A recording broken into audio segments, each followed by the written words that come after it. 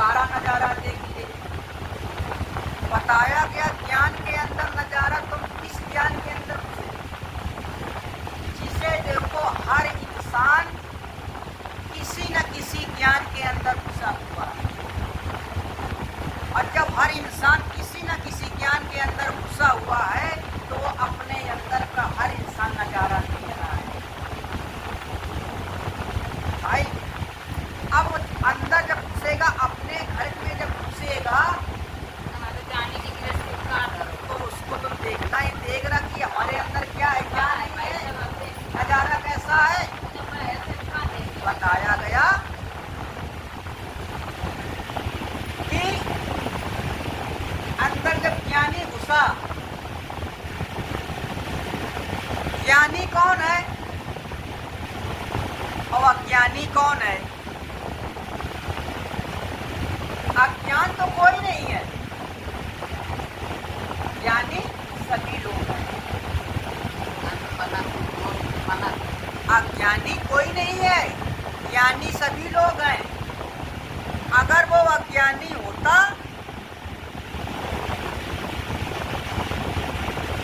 तो अपने घर का रास्ता भूल जाता। अज्ञानी होता तो खाना पीना भूल जाता। इसका मतलब है उसे खाने का ज्ञान है, सोने का ज्ञान है, विषयों का भोग भोगने का ज्ञान है, संसार में आकर के भोग भोगने का एवं बच्चे पैदा करने का ज्ञान है। इसका मतलब है वो अज्ञानी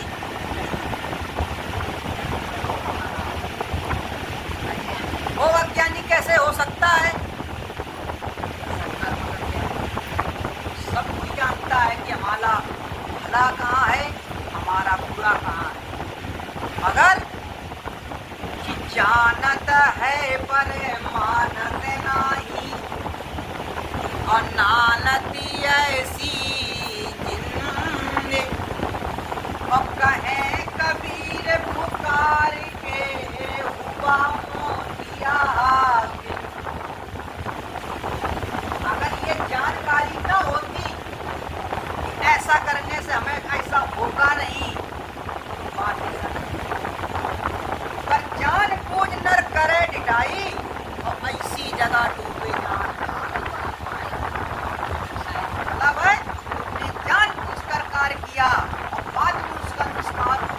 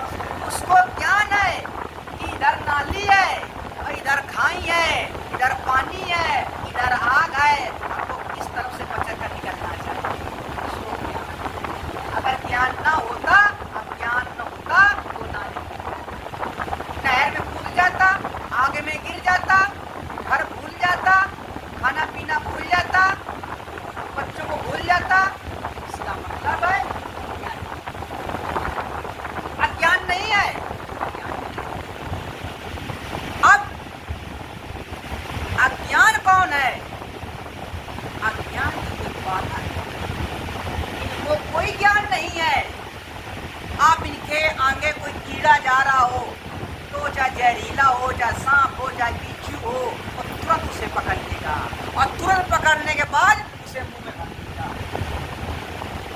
तो इसका मतलब है इस बच्ची को कोई ज्ञान नहीं। बोलिए,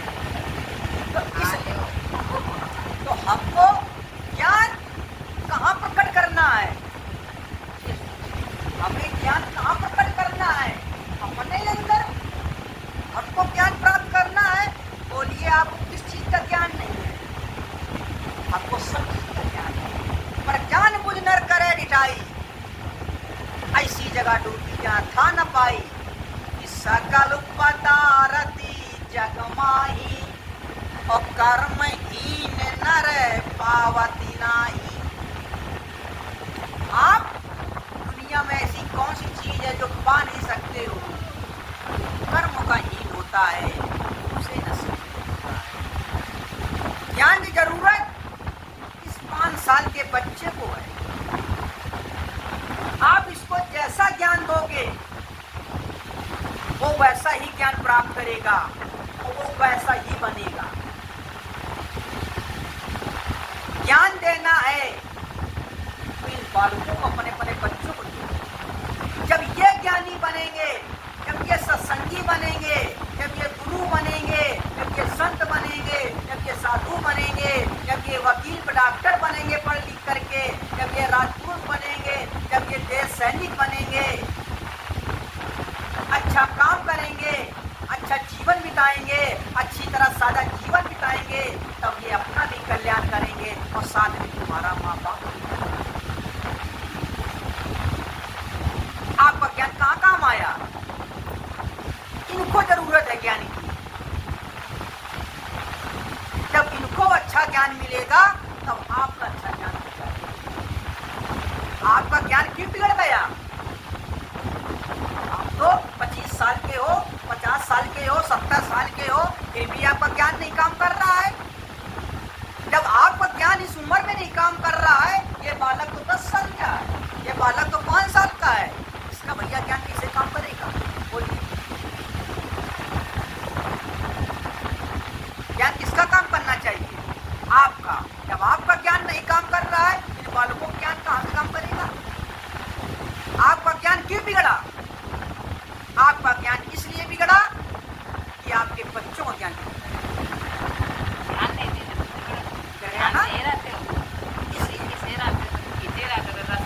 इसीलिए कहते हैं ज्ञान की जरूरत कहाँ पे है? ज्ञान की जरूरत कहाँ पे है? ज्ञान की जरूरत परिवार में। जहाँ बच्चे हैं, जहाँ परिवार है, वहाँ ज्ञान की जरूरत है, वहाँ सत्संग की जरूरत है, वहाँ आदर्श की जरूरत है, वहाँ शिष्टाचार की जरूरत है, वहाँ। पर हम लोग क्या करते हैं? जहाँ बच्चे होते हैं वहाँ सत्संग नहीं करते हैं। जहाँ सत्संग होना चाहिए, जहाँ सत्संग करना चाहिए, जहाँ पे मानवता से रहना चाहिए, जहाँ से अच्छे आचरण पूर्वक करना रहना चाहिए, क्योंकि अपने ही बड़ों का आचरण के द्वारा ही वो बच्चे सीखते हैं। जैसा परिवार के छोटे बड़े लोगों का, माता पिता का आचरण होगा, उसी प्रकार का प्रभाव बच्चों पे पड़ेगा। आप रोज गाली गलौज शराब पी करके आओगे, बच्चों का कैसा भैया असर पड़ेगा? तो सत्संग किसका है? सत्संग हमारा है कि बच्चों का है? सत्संग इन बच्चों का है। जब आज सत्संग की नींव इन बच्चों पे डालोगे, आज सत्संग का आचरण इन बच्चों पे डालोगे, आज जब ये आगे चल के यही बच्चा तुम्हारा भविष्य सुधारेगा, यही बच्चा बुढ़ापे में तुम्हारी सेवा करेगा। और जब ये बच्चे का भविष्य बिगड़ेगा तो आपका भविष्य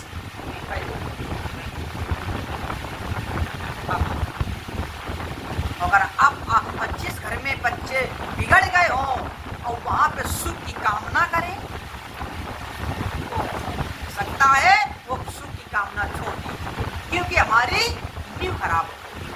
जब जड़ खराब हो गई है तो पत्तों में दवा डालने से कोई लाभ नहीं होगा। इसीलिए बताया जाता है कि भैया घर में सत्संग करो और ज़्यादा से ज़्यादा बच्चों के सामने अच्छी पुस्तकें पढ़ो, बच्चों के सामने अच्छा व्यवहार करो, बच्चों के सामने अच्छी वाणी बोलो, बच्चों के सामने अच्छा खाओ, अच्छा पानी, ये विशेष ध्यान रखना। मगर आज का इंसान सब मानवता भूल गया, अपना भविष्य भूल गया। कहां से कल्याण? आप कल्याण चाहते हो कि हमारा कल्याण हो, पर आपका तो कल्याण कहाँ है? आपके बच्चों में कल्याण छिपा हुआ है। जब बच्चों का कल्याण करोगे तब आपका कल्याण, और नहीं तो अंत में क्या होगा कि कमा कमा के मरी जई हो और सब गुलुल गुलुल वारी खाएंगे। अंत समय जब आएगा तब कोई न बचा पाएंगे। जन्म का साथी तो माता पिता होते हैं, पर कर्म का साथी कोई नहीं है।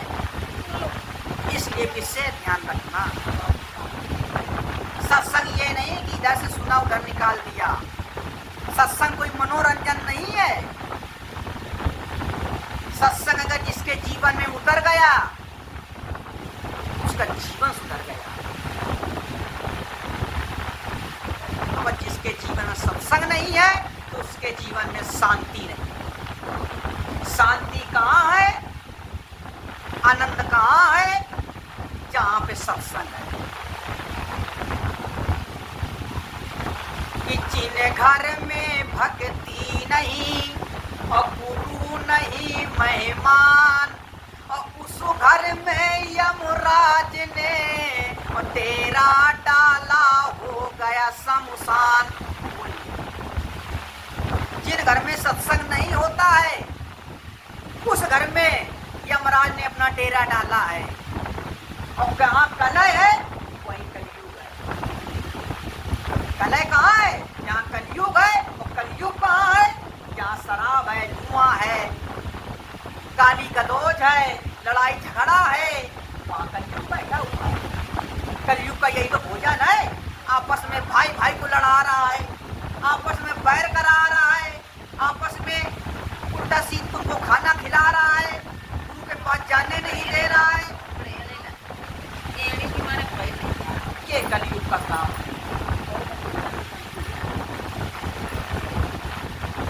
चलती चक्की देख कर और दिया कबीरा रोए, और दो पाटन के बीच मां साबुत बचा न कोई।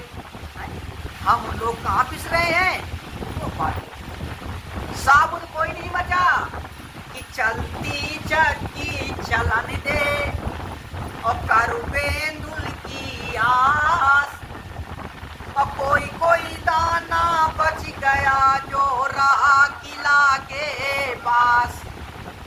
आप कहाँ पे पिस गए? दो पाटन के बीच में। और दो पाट कौन से हैं? दो पाट यही है,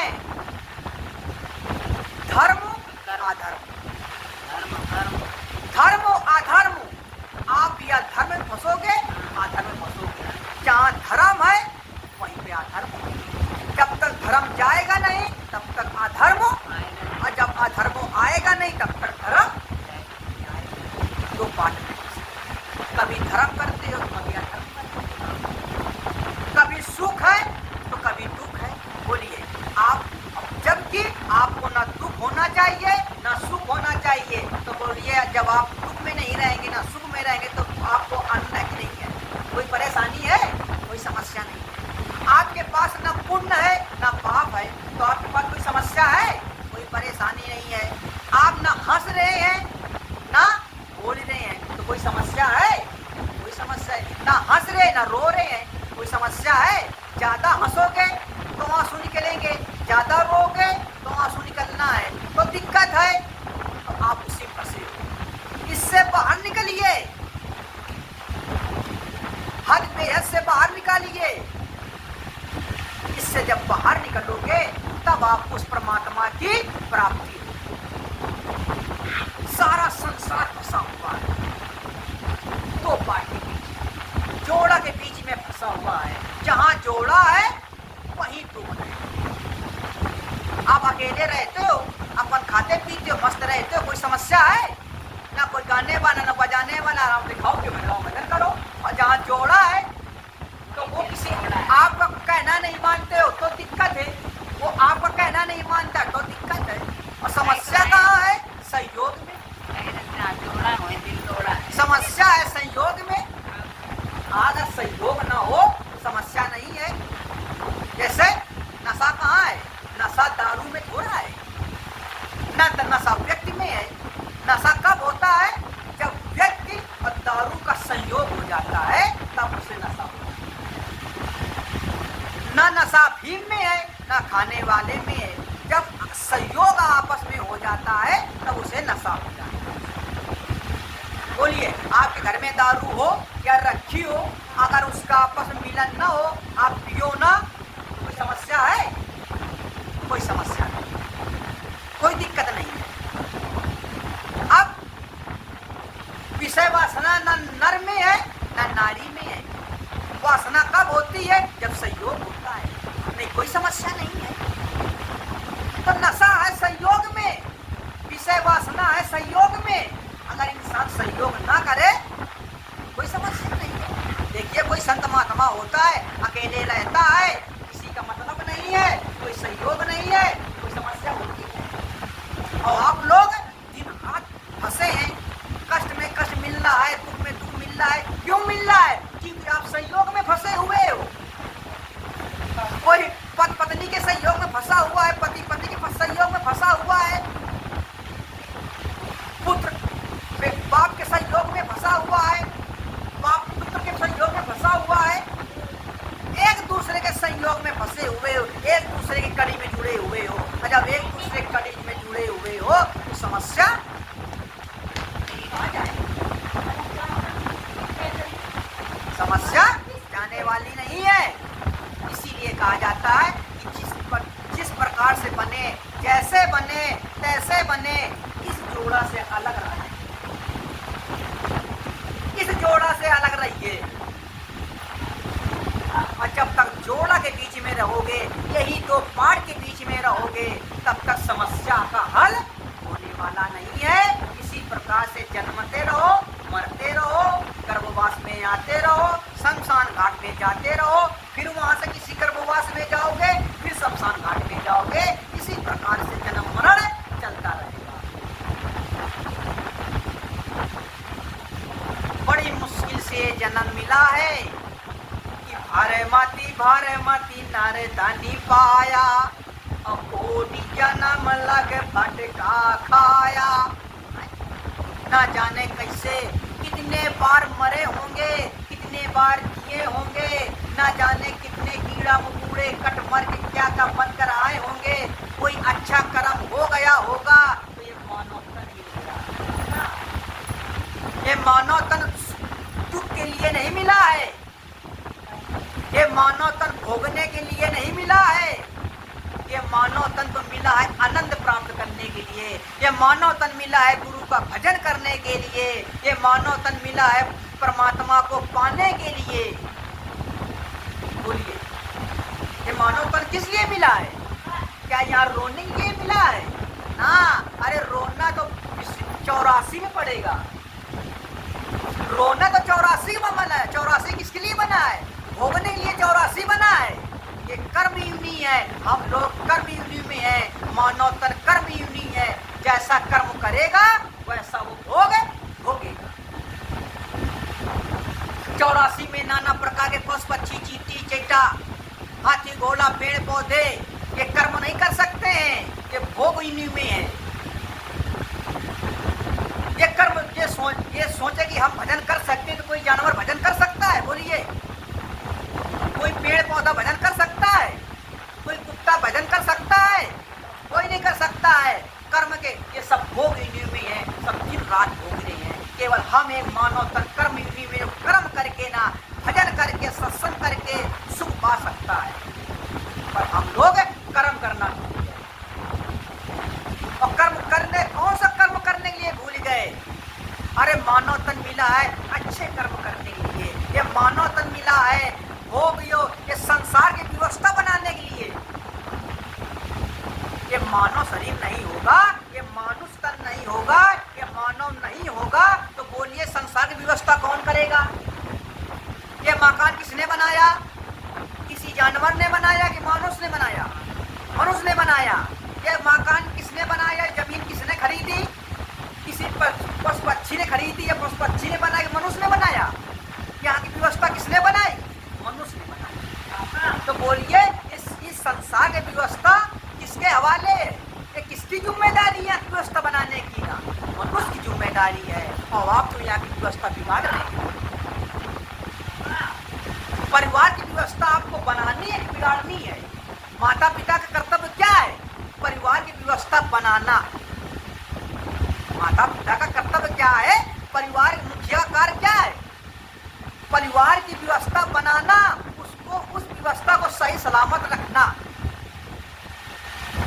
बच्चों को अच्छा पढ़ाना, बच्चों को अच्छा भोजन खिलाना, बच्चों को अच्छा आदर्श देना, बच्चों को अच्छे अच्छे संस्कार देना, बच्चों को अच्छी रास्ता बताना, बच्चों को नशा पत्ती करने से रोकना। ये सब व्यवस्था किसकी कर? ये व्यवस्था कौन करेगा? ये जिम्मेदारी किसकी है? माता पिता की है कि नहीं है? ये व्यवस्था माता पिता की है। और पर आज के माता पिता अपनी व्यवस्था स्वयं बिगाड़े पड़े हुए हैं।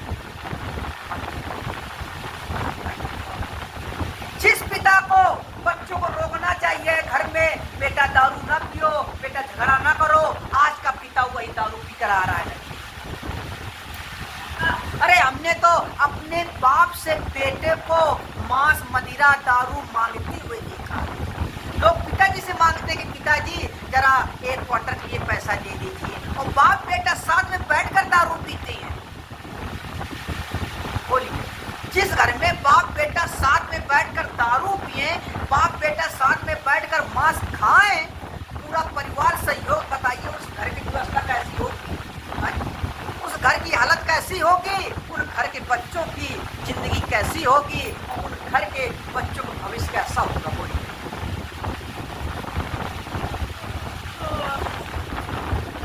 क्या हालत होगी? इसका ज्ञान किसी को नहीं। केवल अपने खाने को, अपने पीने को, सब बारे की तो सबको पता है। अपना पेट भरने को ये जानवर भी जानता है। ये किसी को ज्ञान नहीं। कि हमारी बातों से, हमारे नशा से किस परिवार में या किसी के ऊपर कैसा प्रभाव पड़ेगा, अच्छा प्रभाव पड़ेगा या बुरा प्रभाव पड़ेगा, इसकी कोई चिंता नहीं। कोई अपने अगर इसकी कोई चिंता होती तो घर में वो कभी दारू ना पीता। ये किसकी चिंता? इसीलिए कहते हैं कि माते पिता से प्रेम नहीं, और जिनका सुध व्यवहार नहीं, इसीलिए तो देख लो भैया सुखी कोई परिवार नहीं।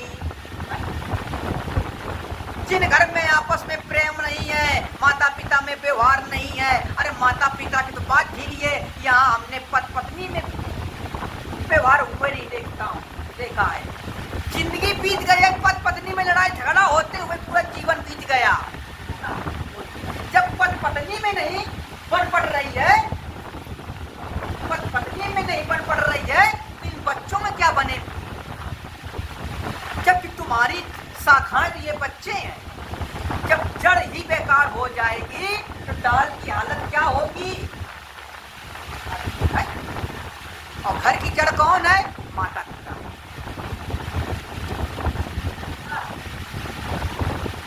कोई सुखी परिवार नहीं। अगर उन परिवारों में चर्चा ब्रह्म ज्ञान की करते और पाप से तनिक कभी नहीं डरते, और राम नाम लेते हैं दुख में, और साथी हैं रावण के सुख में। लकड़ी पूजा, लोहा पूजा, और पूजा ना बासारी को, इसीलिए कर दे गिल भैया सुखी नहीं परिवार को। अगर ज्ञान की बात पूछो, लड़ने झगड़ने का ज्ञान है, जवाब देने का ज्ञान है, पर सत्संग का, सद्भाव का, अच्छे विचारों का, अच्छे आचरणों का ये ज्ञान नहीं। पी करके आएगा तुमको पूरी महाभारत, पूरी रामायण सुना देगा। जब पी करके आएगा तो पूरी महाभारत सुनाएगा। इसका ज्ञान है, पर ये ज्ञान नहीं है उसे। अरे 4 दिन का जीवन है, तुम्हारे सारे ये पूरा परिवार है, और जब मेन मुखिया ही गड़बड़ हो जाएगा तो सारे परिवार के लोग क्यों नहीं गड़बड़ हो जाएंगे? ना जाने कैसे वो लोग, पता नहीं वो अपने जिनके घर में बच्चे होते हैं संस्कारी लोग, जान आने कैसे दारू पी के रहते हैं, कैसे वो घर वाले होते होंगे। जिन लोगों के घर में भक्त लोग रहते होंगे, उन घर में कुछ लोग ऐसे होते हैं कि माता पिता भक्त हैं तो बच्चा शराबी हो गया। ना जाने कैसे लोग, उन परिवारों में क्या हालत होगी। इस संसार में कोई तुम्हारी बनने नहीं देगा। आप जिसे देखो हर इंसान एक दूसरे की बिगाड़ने में लगा है। कोई इंसान किसी का भला नहीं सोचता है। अगर भला सोचता होता, न पत्नी के भला सोचती है कि पत्नी न पति का भला सोचती है कि हमारे पति का भला हो, और न पति पत्नी का भला सोचता है कि हमारी पत्नी का भला हो, और न पत्नी परिवार का भला सोचते हैं कि हमारे बच्चों का संस्कार का, कि बच्चों का भला हो। अगर पति या पिता भला अपने बच्चों का, परिवार का सोचे तो कभी नशा पत्ती नहीं करेगा।